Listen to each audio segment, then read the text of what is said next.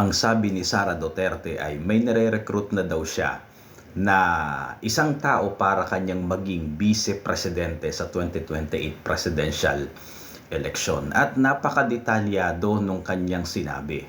Ang sabi niya, itong vice-presidente na kanyang nire-recruit na maging tandem niya ay meron siyang ibibigay na task or trabaho. Anong trabaho? Panagutin lahat ng mga tao na kasapakat sa pagnanakaw sa kaban ng gobyerno. Sabi nga niya hindi po pwedeng walang managot, diba? Bakit ganun yung ibibigay niyang gampanin or trabaho nitong napipili niya at nire-recruit niya na maging vice-presidente niya? Sapagkat ang sabi niya nga para magampanan niya ng maayos naman yung trabaho ng pagiging pangulo. Hindi ba napakalinaw? Ang ganda ng tandem pag ganun, di ba?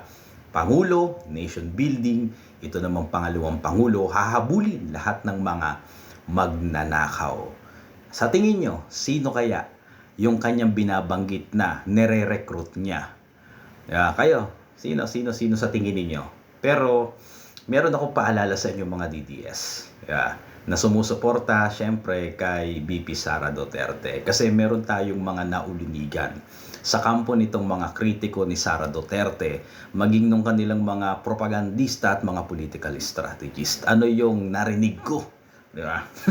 Narinig ko ba? O, basta na-chismis lang sa atin yun. Nagagamitin daw ito laban kay Sara Duterte. Papaano? Di ba nga magkakaiba yung inyong opinion? Merong opinion ninyo ay Marcoleta yan, Robin Padilla yan, Cayetano yan, di ba? Bongo yan. May nagsasabi pang hindi, si Atty. Guanzon yan, di ba?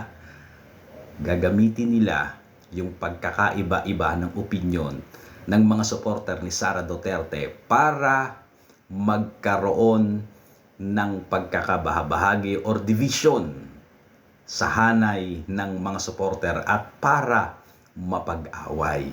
Kaya ang payo ko sa inyo, kung sino man ang sabihin ni Sara Duterte na kanyang nire-recruit at kanyang napupusuan para maging kanyang pangalawang pangulo, sundin nyo na lang. Yun ang iboto nyo kahit meron kayong preferred na isang sabi nga ay personalidad na gusto nyo maging vice-presidente. Kunwari, Robin Padilla, hindi siya napili, iba ang pinili, edi okay lang. Marcoleta, hindi siya ang napili, edi okay lang. Bakit? Kapag hindi natin sinunod yung napupusuan at nire-recruit na yon ni VP Sara, ang mangyayari ay magiging failure ang kanyang paghabol sa mga magnanakaw sa gobyerno. Diba? Bakit? Inilatag na niya ang trabaho mo, pangalawang pangulo, habulin lang itong mga magnanakaw. Diba? Alam niya yung quality ng isang pangalawang pangulo na may kakayanan na magtrabaho para habulin itong mga magnanakaw. Diba? Siya lang nakakaalam nun. Alam niya yon dahil siya ay isang pangulo. So kapag ang ginawa natin ay ayoko naman dyan kay Marcoleta, ayoko naman dyan kay Robin Padilla, ito yung iboboto ko. Ayoko kay Bongo, ito yung iboboto ko. Diba? Wala.